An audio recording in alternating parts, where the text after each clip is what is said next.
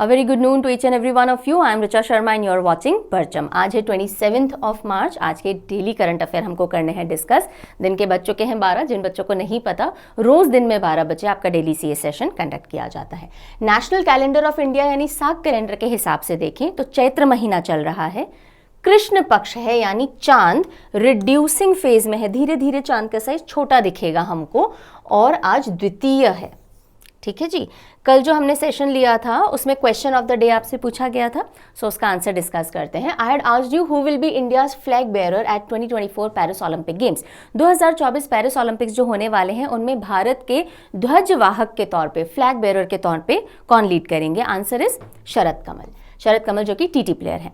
Then एक दो बच्चों ने गलत आंसर दे दिया, एमसी मैरीकॉम मार्क किया है, जबकि ये चिफ डे मिशन है, यानी कि हमारे जो पूरी टीम जाएगी उसके गाइड मेंटोर के तौर पे एमसी मैरीकॉम जाएंगी, फ्लैग बेयरर नहीं है। फ्लैग बेयरर शरद कमल होने वाले हैं। सेशन के दौरान आई had asked you I think 2 questions, है ना, ज्यादा क्वेश्चन मैंने आपसे नहीं पूछे थे, 3 क्वेश्चन पूछे थे। So randomly I have pick the response of Hugo Amya. I hope I am pronouncing your name correctly. तो कल हम बात कर रहे थे नेशनल स्पेस डे की, है ना, डिस्कशन में आया था नेशनल स्पेस डे। कब आता है ये? 23 अगस्त को, जिस दिन चंद्रयान 3 हमारा मून पे लैंड किया था। तब मैंने आपसे पूछा था नेशनल टेक्नोलॉजी डे और नेशनल साइंस डे कब आता है। दोनों बहुत इंपॉर्टेंट है। टेक्नोलॉजी डे आता है 11 मई को, जब पोखरण टेस्ट हमारा सक्सेसफुली कंडक्ट हुआ था राजस्थान में, उस दिन पड़ता है। और नेशनल साइंस डे आता है 28 फरवरी को, 28 फरवरी, जब CV रमन जी ने रमन इफेक्ट की डिस्कवरी की थी।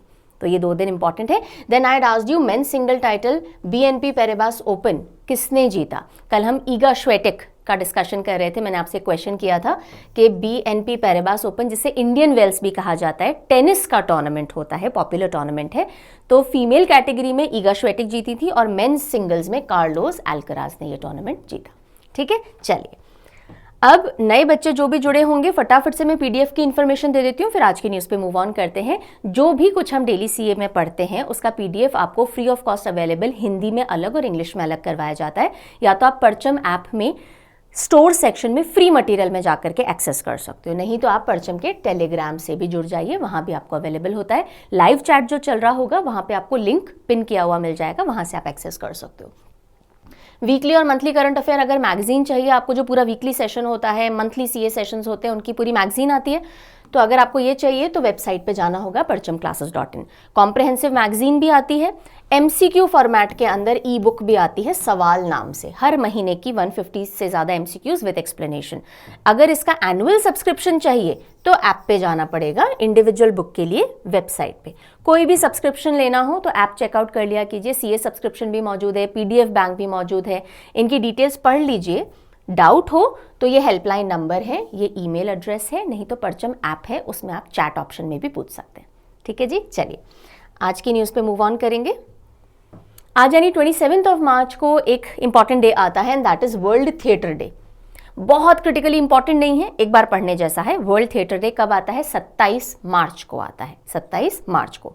सो सत्ता में थिएटर चलता रहता है ना, सत्ता में नाटक चलते रहते हैं, राइट। सो सत्ता से आप 27 याद रख सकते हो, और मार्च अभी चल ही रहा है तो होली के आसपास वाला महीना है, इस तरह से याद हो जाएगा। 1962 से वर्ल्ड थिएटर डे मनाया जा रहा है, थिएटर की सिग्निफिकेंस को इस्टेब्लिश करने के लिए, राइट।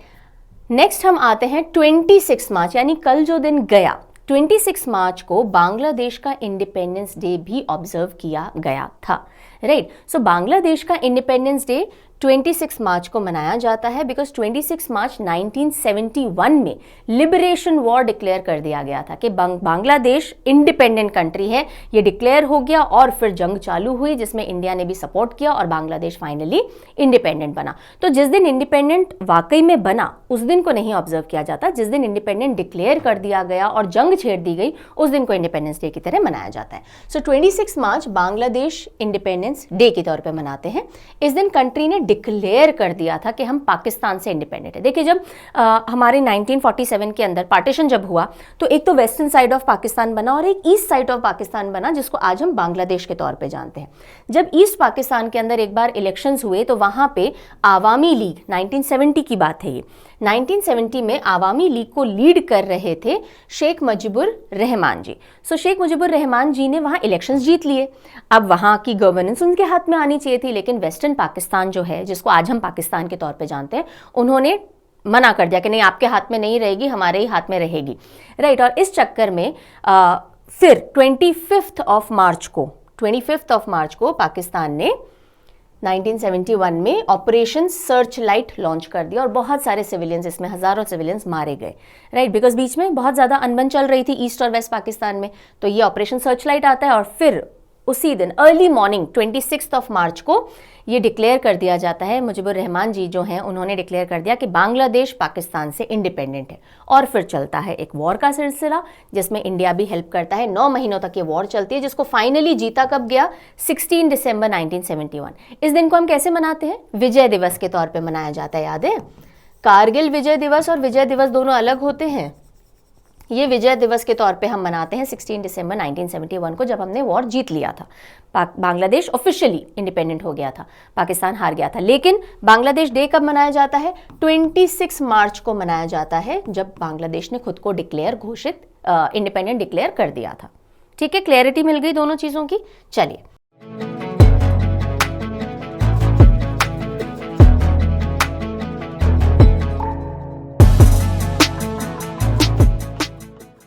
फिर अभी हमारी जो हाई कमीशन है इंडिया की कोलंबो में यानी श्रीलंका में, उन्होंने विशेष अपनी दी मेड इन पोया डे से रिलेटेड, मेड इन पोया डे। तो अब ये मेड इन पोया डे क्या है ये भी थोड़ा समझ लेते हैं। जो भी बुद्धिस्ट कम्युनिटी है ना, वो जब फुल मून आता है फागुन महीने का, राइट, जिस दिन हम होली मनाते हैं। होली कब मनाई जाती है? फागुन महीने की शुक्ल पक्ष की पूनम को, ठीक है। और उसी दिन मेड इन पोया डे भी सेलिब्रेट किया गया और श्रीलंका में भी इसको ऑब्जर्व किया गया। तो वही हम न्यूज़ पढ़ रहे हैं कि मेड इन फुल मून पोया डे मार्च 24 को इस साल मनाया गया। वैसे डेट स्पेसिफिक नहीं होता, तिथि स्पेसिफिक होता है।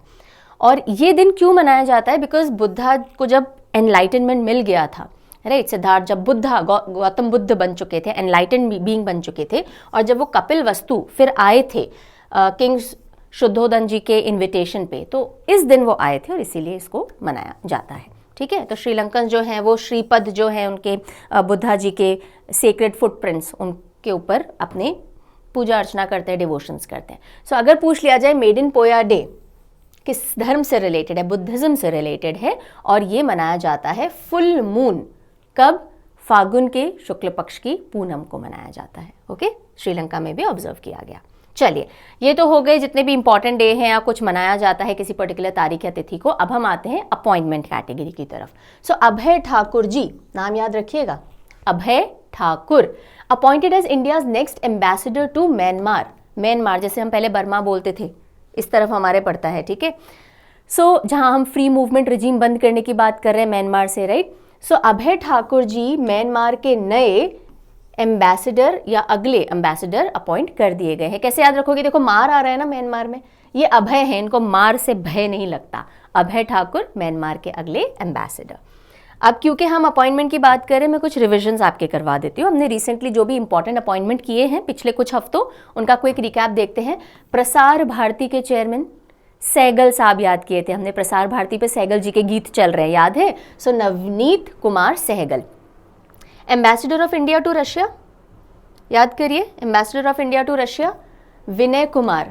विनय करें हथ जोड़ आपसे कि रशिया यूक्रेन को जाने दीजिए, ऐसे मैं याद करवा रही थी आपको। सीबीएसई के नए चेयरपर्सन राहुल सिंह जी अपॉइंट हुए हैं। इंडिया के अगले एम्बेसडर इराक के लिए किसको?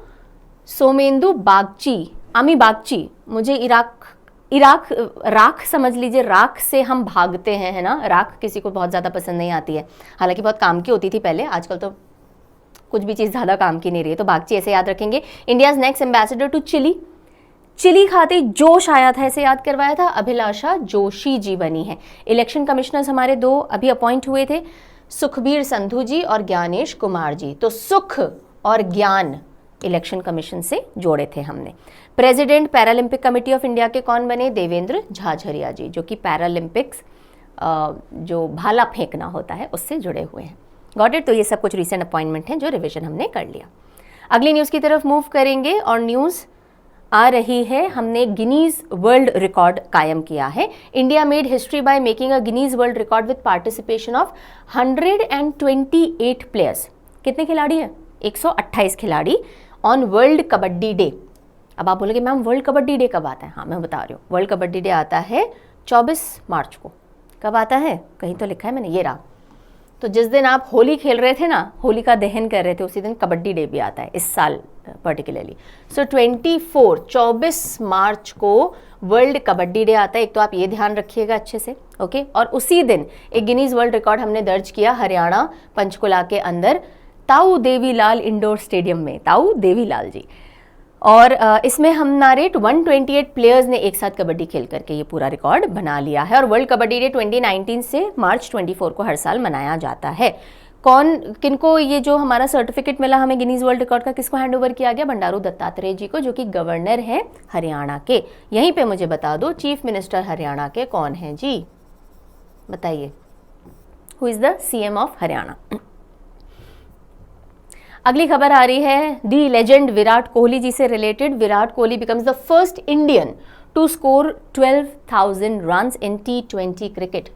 T20 क्रिकेट के अंदर 12,000 रन बना लेने वाले पहले भारतीय और दुनिया में कौन से 6 प्लेयर बन गए? टॉप 6 जो प्लेयर्स हैं उनमें इनका नाम शुमार हो चुका है, जिन्होंने 12,000 रन T20 फॉर्मेट के अंदर बनाए हों। Virat Kohli becomes first Indian to score 12,000 runs. और ये इन्होंने कौन से मैच के अंदर? जो इंडियन प्रीमियर लीग के दौरान अभी CSK और RCB के बीच में मैच हुआ था, तो उसमें इन्होंने ये फीट हासिल की। इनसे पहले और जो खिलाड़ी हैं जिन्होंने 12,000 वाला मार्क पूरा कर रखा है, Chris Gayle, Shoaib Malik, Kieron Pollard, Alex Hales, David Warner, ये 5 पहले थे और अब छठे विराट कोहली ऐड हो गए हैं। अगली खबर आ रही है एक सैड डिमाइस, बहुत ज्यादा इंपॉर्टेंट नहीं है, एक बार पढ़ने जैसी है। रजिया बेग ऑफ कादिर अली बेग फाउंडेशन, नाम क्या है इनका? रजिया बेग जी। तेलंगाना हैदराबाद में पर्टिकुलरली थिएटर को बहुत पॉपुलराइज करने के लिए, थिएटर को बहुत बढ़ावा देने के लिए ये जो कादिर अली बेग फाउंडेशन है, जो रजिया बेग जी ने उनके साथ जुड़ी हुई हैं, ये वन ऑफ द फाउंडर्स रहीं। इन्होंने इसके साथ बहुत बड़ा काम किया, मतलब बहुत कंट्रीब्यूशन दिया इस फील्ड में, थिएटर की दुनिया में, और अब इनका निधन हो गया है। तो बस इतना ध्यान रखिएगा, रजिया बेग जिनका हाल ही में निधन हो गया, वो कौन सी फील्ड से जुड़ी हुई थी? वो थिएटर से जुड़ी हुई थी, ठीक है। So she has passed away, prominent figure थी थिएटर की दुनिया में, और इन्होंने थिएटर जो हैदराबाद के अंदर रिवाइव करवाया गया, वापस जिंदा किया गया, उसमें काफ़ी अहम भूमिका निभाई है। अभी थिएटर डे हमने देखा भी 27 मार्च को, राइट। और रजिया बेग जी थिएटर की दुनिया से ही जुड़ी हुई थी। ओके, चलेंगे आगे। सी विजिल ऐप, सी विजिल ऐप किसने लॉन्च की है? इलेक्शन कमीशन ने लॉन्च की है। कल हमने देखी थी सक्षम ऐप, याद है? सक्षम ऐप भी इलेक्शन कमीशन ने लॉन्च की थी, अब सी विजिल ऐप भी इलेक्शन कमीशन ने लॉन्च की है, to keep a close eye on election process. So C vigil app के थ्रू आप रिकॉर्डिंग करके फ़ोटो खींच के बता सकते हो अगर कोई मॉडल कोड ऑफ कंडक्ट तोड़ रहा है, कोई मनी की अदरवाइज यूज़ कर रहा है, किसी को रिश्वत दी जा रही है, बहलाया फुसलाया जा रहा है वोटिंग के लिए। सो आप रिकॉर्ड, रिपोर्ट, रिजॉल्व कर सकते हो। मॉडल कोड ऑफ कंडक्ट यानी आचार संहिता कहीं भी टूट रही है या एक्सपेंडिचर वायलेशन हो रहे हैं, पैसे खिला के वोट वगैरह दिए जा रहे हैं, ये सब अगर कहीं हो रहा है तो आप इसकी रिपोर्टिंग कर सकते हो, इस पर कार्रवाई की जाएगी। सी विजिल ऐप, विजिलेंस रखना यानी निगरानी रखना, उसी से ध्यान रखिएगा, C vigil app. Okay, election commission ने लॉन्च की है। अगली खबर आ रही है एक वैक्सीन से रिलेटेड। ट्यूबरकुलोसिस की पहली एक ऐसी वैक्सीन है जिसपे ह्यूमन ट्रायल्स चालू हो गए, और ये वैक्सीन ह्यूमन से ही जो है वो बनाई गई है, मतलब इसका जो मेन एलिमेंट लिया गया है वो ह्यूमन से ही एक्सट्रैक्ट किया गया है। Bharat biotech international limited has started clinical trials of tuberculosis vaccine, जिसका नाम क्या है? MTB-VAC। MTB यानी ट्यूबरकुलोसिस, VAC यानी वैक्सीन, और M आता है अडल्ट्स के ऊपर इसके क्लिनिकल ट्रायल्स चालू हो गए हैं। इसकी खास बात क्या है? It is derived from a human source. ये पहली वैक्सीन है टीबी की जिसको ह्यूमन सोर्स से डिराइव किया गया है। भारत बायोटेक, कंपनी का नाम ध्यान रखेंगे, भारत बायोटेक इंटरनेशनल, और इसके साथ में एक स्पेनिश बायोफार्मास्यूटिकल कंपनी है बायोफैब्री। सो भारत बायोटेक और बायोफैब्री मिलकर के इस वैक्सीन को लेकर के आ रहे हैं। पहली ऐसी टीबी वैक्सीन है जो कि ह्यूमन से डिराइव की गई है। ठीक है, चलिए आगे बढ़ेंगे। Amul the taste of India. तो अमूल जो टेस्ट ऑफ इंडिया जो है अब वो इंटरनेशनल होने जा रहा है और यूनाइटेड स्टेट्स के अंदर अपना पहला इंटरनेशनल बिजनेस वो लॉन्च करेगा। अमूल अभी तक इंडिया में ही ऑपरेट करता था, कोऑपरेटिव है, बहुत बड़ी कोऑपरेटिव है, सब जानते हैं। सो अब ये इंटरनेशनल अपना सेटअप लेकर के जा रहे हैं। Iconic Indian brand Amul launches fresh milk in the US and 4 variants तो करेगा वो, ठीक है। For the first time international लेकर के अपने बिजनेस को जा रहे हैं outside of India. Gujarat cooperative milk marketing federation जो है, इसके तहत अमूल के दूध और प्रोडक्ट सारे आपको मिलते हैं और इन्होंने टाई अप किया है मिशिगन मिल्क प्रोड्यूसर्स एसोसिएशन के साथ, जो कि 108 साल पुरानी कोऑपरेटिव है यूएस की। और उसके बाद अब ये अपनी जो ब्रांड है उसको यूएस में भी अवेलेबल करवाएंगे, ठीक है। तो पहली इंटरनेशनल लॉन्च अमूल की कौन से कंट्री के अंदर हो रही है? यूएस, यूनाइटेड स्टेट्स के अंदर हो रही है। अगली खबर आ रही है कि मुंबई ने पीछे छोड़ दिया है बीजिंग को इन द नंबर ऑफ बिलियनर्स। जितने बिलियनर्स बीजिंग के अंदर हैं, चाइना के बीजिंग में, उससे ज़्यादा इंडिया के मुंबई के अंदर हो गए हैं। एक ही नंबर ज़्यादा है लेकिन ज़्यादा है। सो ओवरऑल इंडिया में कम बिलियनर्स है कंपेयर टू चाइना, लेकिन अगर हम सिर्फ बीजिंग और मुंबई को कंपेयर करें so Mumbai has surpass Beijing in the number of billionaires. Okay, और ये रिपोर्ट हम किसके बेसिस पे बात कर रहे हैं? यूरन रिसर्च 2024 ग्लोबल रिच लिस्ट की हम बात कर रहे हैं, ठीक है। तो यूरन लिस्ट आई है जिसमें बताया गया है कि मुंबई एशिया की मोस्ट बिलियनर्स रखने वाली सिटी है। मतलब सबसे ज़्यादा बिलियनर्स अगर पूरे एशिया में कहीं हैं तो मुंबई के अंदर हैं। और कितने हैं मुंबई में? 92 बिलियनर्स हैं, बीजिंग में 91 है, एक ही से ज़्यादा है पर ज़्यादा है। चाइना के अंदर टोटल 814 बिलियनर्स हैं, 814। इंडिया में काफ़ी कम है, 271 है। But then this is what. So Asia में सबसे ज़्यादा बिलियनर्स मुंबई में। ग्लोबली अगर हम बात करें तो ग्लोबली मुंबई जो है वो 3rd पोजीशन पे आती है, पूरे ग्लोब में 3rd सिटी जिसमें सबसे ज़्यादा बिलियनर्स हैं। एंड इससे पहले आती है, मतलब सबसे पहले जो है वो न्यूयॉर्क आती है। ओके, यहीं पे आप मुझे बताओगे 2nd city with most number of billionaires. ये मैंने जान करके थोड़ा छोड़ दिया, मैं कुछ आपसे भी पूछूं, सब चीज़ें मैं बताती रहती हूँ। सो सबसे ज़्यादा बिलियनर्स आपको कौन से सिटी में देखने को मिलेंगे? न्यूयॉर्क में मिलेंगे। 2nd city with most number of billionaires आप बताओगे एंड 3rd पे मुंबई आ जाती है, ठीक है। चलिए देन हम आते हैं ICGS समुद्र पहरेदार। ये जो हमारी इंडियन कोस्ट गार्ड शिप है, समुद्र पहरेदार क्या है? ये इंडियन कोस्ट गार्ड की शिप है, जो हमारे तट रक्षक हैं उनकी एक शिप है समुद्र पहरेदार, और वो पहुंची है मनीला, फिलीपींस, ठीक है। मनीला बे, फिलीपींस वो पहुंची है। क्यों पहुंची है? क्योंकि आसियान कंट्रीज़ में डिप्लॉयमेंट किया गया है। हमारी शिप थोड़े बहुत कंट्रीज़ में जाएगी, जैसे अभी फिलीपींस पहुंची है, वियतनाम भी जाएगी, ब्रूने भी जाएगी। 12 अप्रैल तक ये आसियान कंट्रीज़ जो हैं, टोटल 10 कंट्रीज़ हैं ना आसिया में, तो ऐसी कुछ कंट्रीज़ के अंदर हमारी शिप जाके डिप्लॉय होगी।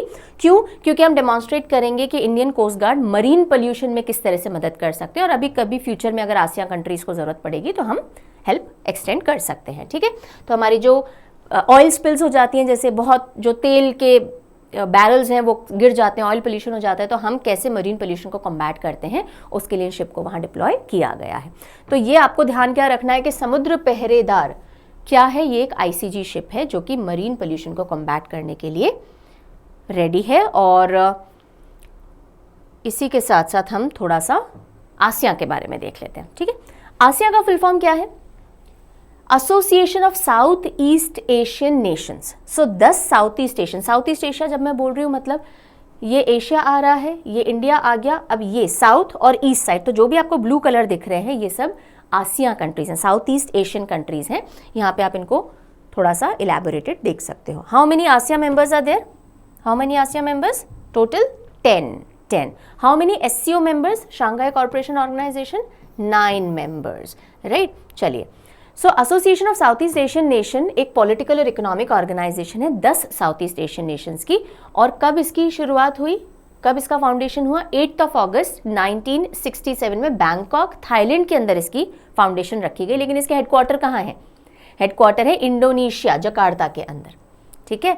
10 मेंबर कौन से हैं उनको याद रखने के लिए एक हिंट है, MBBS क्लिप TV। MBBS वाले बच्चे जो पढ़ाई करते हैं ना, तो इतनी सारी चीज़ें उनको याद करनी पड़ती है कि अपनी TV तक पे वो अपना मैटर क्लिप करके रखते हैं, ऐसे याद रखिएगा, MBBS क्लिप TV। तो MBBS मलेशिया, ये हमने बी लिया है बिकॉज म्यांमार का पुराना नाम बर्मा होता है, ठीक है, तो ये बर्मा से आप याद रख सकते हो। एम, बी से बर्मा, बी से ब्रूने, एस से सिंगापुर, ठीक है। Clip, CLIP, Cambodia, Laos, Indonesia, Philippine, TV, Thailand, Vietnam. ये 10 मेंबर कंट्रीज हैं आसियान के। और लेटेस्ट मेंबर जिसने आसियान को ज्वाइन किया वो था कंबोडिया, राइट ना। इंडिया का क्या एसोसिएशन है भाई इस आसियान से? क्या हम मेंबर है? नहीं, हम मेंबर नहीं, हम साउथ ईस्ट एशियन नेशन भी नहीं है और इसके मेंबर भी नहीं है। हम एक स्ट्रेटेजिक पार्टनर हैं। सो हम समिट्स वगैरह करवाते हैं आसिया के साथ मिलके, यानी हम डिस्कशन में, स्ट्रेटजीज के अंदर हम पार्टिसिपेट करते हैं। हमारे रिलेशन आसिया से बहुत स्ट्रांग है, अच्छे हैं। सो ट्रेड के कॉन्टेक्स्ट में भी, उसके अलावा सिक्योरिटी टर्म्स में भी। So we are holding a very good relation with ASEAN member countries, ठीक है, इन जनरल। चलिए अगली खबर, एंड आई थिंक आखिरी खबर है आज की, इसके बाद हम रिवीजन क्वेश्चन की तरफ मूव कर जाएंगे। हाँ, बहुत सारी न्यूज़ आज इंपॉर्टेंट नहीं निकली है। सो न्यूज़ आ रही है POEM-3 मिशन से रिलेटेड। POEM, ये वो पोएम नहीं है, कविता नहीं है, क्या है अभी हम देखेंगे। इसरो से जुड़ी हुई न्यूज़ है, यानी साइंस टेक्नोलॉजी में टेक्नोलॉजी सेक्शन की है ये। POEM-3 मिशन कंक्लूड्स, पूरा हो चुका है। इसरो मार्क्स सिग्निफिकेंट अचीवमेंट, एक बहुत बड़ा अचीवमेंट इसरो ने हासिल किया है, और वो क्या है? Leaving virtually no debris in orbit. इसको डेब्रिस नहीं पढ़ते हैं, एस साइलेंट होता है, डेब्री पढ़ते हैं। सो ऑर्बिट के अंदर जब ये पोम मिशन खत्म हुआ तो वापस बुला रहे थे हम हमारे ये तो मतलब एक क्रिएटिव सॉर्ट ऑफ इमेज है, तो हमारे पोम को वापस बुला रहे थे। और जब अर्थ के एटमॉस्फेयर में वो एंटर करेगा तो फ्रिक्शन की वजह से सब कुछ जलता है, तो डेब्री अदरवाइज छूटनी चाहिए, यानी बहुत मलबा, टुकड़े वगैरह हमारे एटमॉस्फेयर में रह जाते हैं, लेकिन इस केस में बिल्कुल डेब्री नहीं छूटा, वो पूरी तरह से बर्न आउट हो गया। और ये एक बहुत बड़ा अचीवमेंट है, क्योंकि हम स्पेस डेब्री को कम करने में अहम भूमिका निभा सकते हैं। नॉर्मली क्या होता है, जब आप सैटेलाइट्स छोड़ते हो, जब आप रॉकेट छोड़ते हो, रॉकेट के कुछ टुकड़े तो इनिशियली गिर जाते हैं ओशन वगैरह के अंदर, लेकिन फाइनल जो पीस रह जाता है जो सैटेलाइट को लॉन्च करवाएगा, तो वो सैटेलाइट घूमती रहती है और जो बाकी चीज़ें काम नहीं आती वो भी डेब्री बन के आपके स्पेस में घूमते रहते हैं। लेकिन इस बार हमने एक मिशन लॉन्च किया था जिसका नाम है XPoSat mission. PSLV C-58 rocket के ऊपर हमने एक्सपोसैट मिशन लॉन्च किया था। ये मिशन के साथ ही साथ एक और मिशन होना था और वो था पोम मिशन, ठीक है। तो इसके तहत क्या था, हम कुछ भी स्पेस डेब्री नहीं छोड़ना चाह रहे थे, वहाँ पे सालों तक हमारे सैटेलाइट और उसके अवशेष नहीं छोड़ना चाह रहे थे। मिशन हो गया, सैटेलाइट को जगह पे पहुँचा दिया। अब जो रॉकेट का लास्ट पीस है, हमने उसके अंदर कुछ छोटे छोटे एक्सपेरिमेंट करके उसको प्रॉपर अलाइन किया, उसका सारा जो बचा हुआ फ्यूल था वो हटाया और फिर उसको एटमॉस्फेयर में आप वापस से नीचे बुलाया, और ताकि वो बर्न आउट हो और पूरी तरह से ध्वस्त हो जाए, ज़रा सी भी डेब्री नहीं छोड़े, ठीक है। तो इसी से रिलेटेड अब ये पूरी न्यूज़ है, समझिएगा। POEM-3 मिशन कंक्लूड हो चुका है, इसरो ने सिग्निफिकेंट अचीवमेंट लिया है, कोई भी डेब्री ऑर्बिट में नहीं छोड़ी है। पोम का full form PSLV orbital experimental module 3, ये पोम का फुल फॉर्म है, पहले तो ये याद रखिएगा, PSLV ऑर्बिटल एक्सपेरिमेंटल मॉड्यूल 3। तो हमने 650 ऑर्बिट से लेके आई थिंक 300 समथिंग 350 ऑर्बिट तक पहले इसको नीचे किया, फिर इसके डायरेक्शन वगैरह सेट किए, फ्यूल खत्म किया और फिर धरती पे वापस बुलाया था। तो सक्सेसफुली कंक्लूड हो चुका है POEM-3। Reentering earth's atmosphere and disintegrating, earth के एटमॉस्फेयर में आया और पूरा ध्वस्त हो गया। और ये किसका पार्ट था POEM-3? ये PSLV C-58 पे जो लॉन्च हुआ था एक्सपोसैट मिशन, इसका पार्ट था। एक्सपोसैट मिशन का टारगेट क्या था? एक्सपोसैट मिशन का फुल फॉर्म था एक्सरे पोलैरीमीटर सैटेलाइट। 1 जनवरी को ये अपनी ऑर्बिट में पहुंच गया और ये क्या करना था, इसको स्टडी करनी थी जो भी पोलराइजेशन एक्सरे एमिशंस होते हैं ना, सेलेस्टियल बॉडीज जितनी भी हैं, स्टार्स हों, प्लैनेट्स हों, जो भी कुछ किसी तरह की लाइट एमिट या रिफ्लेक्ट कर रहे हैं, उन एक्सरेज के पोलराइजेशन को स्टडी करना था। इसके लिए हमने एक्सपोसैट सैटेलाइट लॉन्च की। कौन से लॉन्च व्हीकल पे? PSLV C-58 पे। ये ऑलरेडी अपनी ऑर्बिट में प्रक्षेपित यानी कि एंटर करवा दी गई। इसके बाद जो फाइनल स्टेज था PSLV का, PSLV 4 स्टेजेस का हमारा लॉन्च व्हीकल था। इनिशियल स्टेजेस तो डिसइंटीग्रेट हो गई, ओशन में गिर गई। जो फाइनल स्टेज थी, फिर हमने उसके ऊपर थोड़ा काम किया और हमारा पोम मिशन चालू हुआ, ठीक है। और फिर हमने उसको एटमॉस्फेयर में बुला के पूरा ध्वस्त किया है। सो PSLV C-58 मिशन कंप्लीट हो गया 1 जनवरी 2024 को, ऑर्बिट में सैटेलाइट पहुंच गई। फाइनल स्टेज जो था PSLV C-58 रॉकेट का, जिसको हमने PS-4 बोला, फाइनल स्टेज है रॉकेट की, ओके। इसके बाद काम खत्म होना था, तो हमने उसको एक स्टेबलाइज प्लेटफॉर्म में कन्वर्ट किया। ये रॉकेट जो कि अदरवाइज स्पेस डेब्री बन के घूम सकता था स्पेस के अंदर, हमने उसको स्टेबलाइज प्लेटफॉर्म में कन्वर्ट किया, राइट, और उसको हमने नाम दिया POM-3।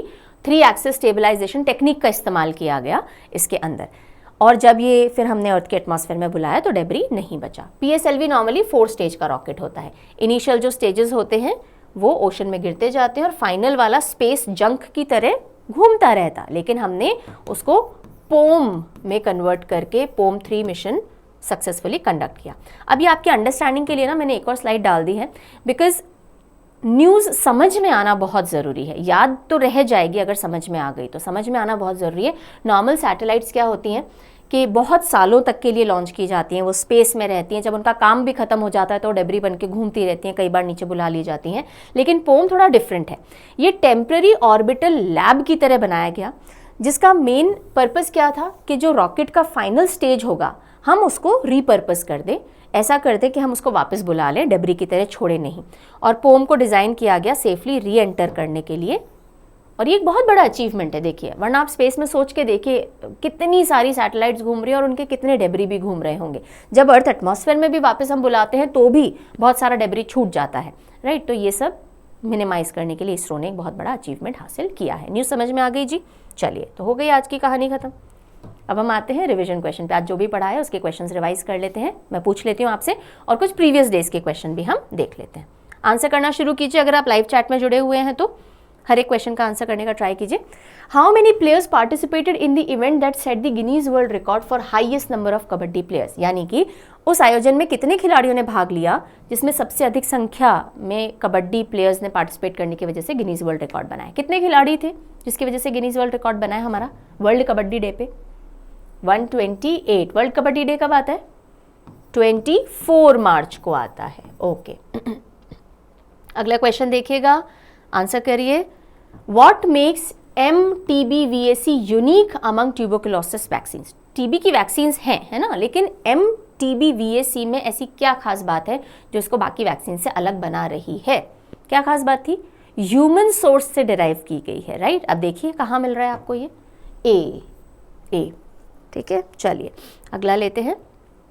According to Hurun research 2024 global rich list, which city surpassed Beijing to become Asia's billionaire capital for the first time?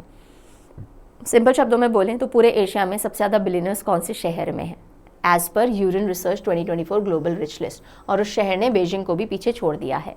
आमची, Mumbai is the right answer.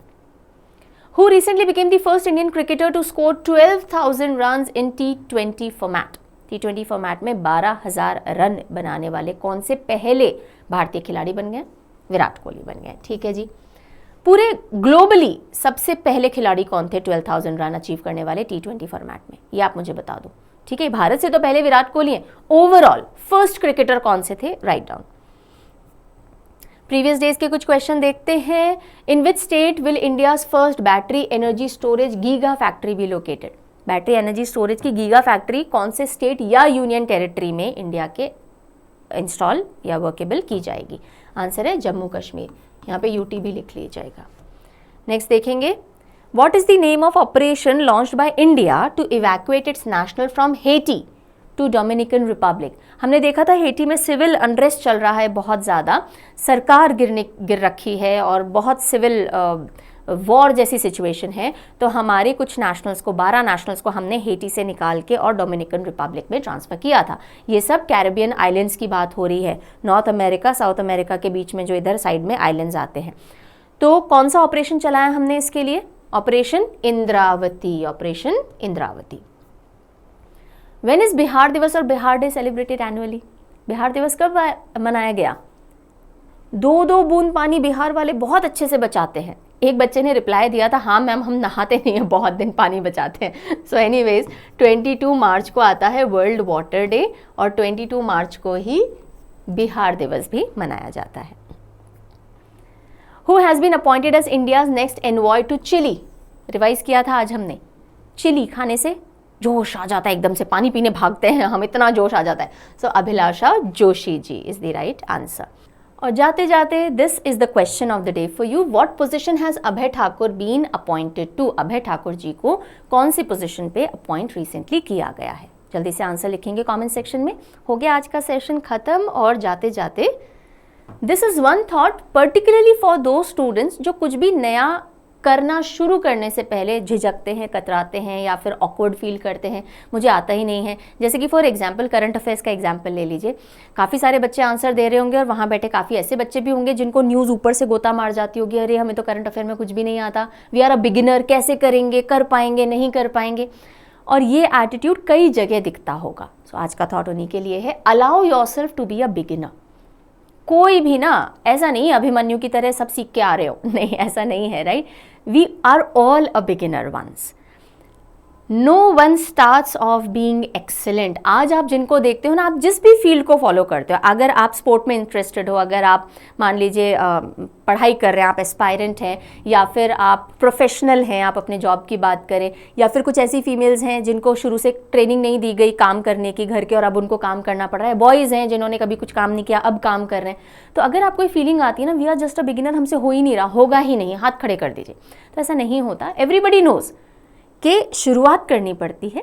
With practice and persistence comes excellence. आप मानेंगे ये बात अगर मैं आपको बताऊंगी कि till my graduation, post graduation for that matter, मुझे जीके में ज़ीरो इंटरेस्ट था। Zero is the word, right? और अब आप हो सकता है आपके लिए डिफिकल्ट हो ये बिलीव करना, बिकॉज अब मैं पढ़ा रही होती हूँ और आपको समझ में आ रहा होता है, और अब मुझे भी समझ में आ रहा होता है, मैं भी पढ़ रही होती हूँ। सो ऐसा नहीं होता एक्सेलेंस रातों रात आएगी। अगर आपको कुछ करना है तो उस प्रोसेस से गुजरिए, उस स्टॉर्म से होकर के गुजरना पड़ेगा, जहां आप शुरू में कंफ्यूज रहोगे, फिर आपको थोड़ा बहुत समझ में आएगा पर बहुत सारे क्वेश्चन रहेंगे, फिर धीरे धीरे आपको क्लैरिटी मिलेगी, राइट? तो इस प्रोसेस से गुजरिए। पर्टिकुलरली अगर मैं करंट अफेयर्स की या स्टडीज़ की बात करूं, 1 महीना शिद्दत से किसी भी सब्जेक्ट को दीजिए, काफ़ी कुछ समझ में आना शुरू हो जाएगा। अगर आज से भी आपने शुरू की है ना तैयारी, तो भी 1 महीना खुद को दीजिए, रेगुलरली पढ़िए, सिंसेरिटी से पढ़िए। After a month you will not be a beginner, आप कहीं ना कहीं बीच में पहुंच चुके होंगे। So that is the key to be excellent.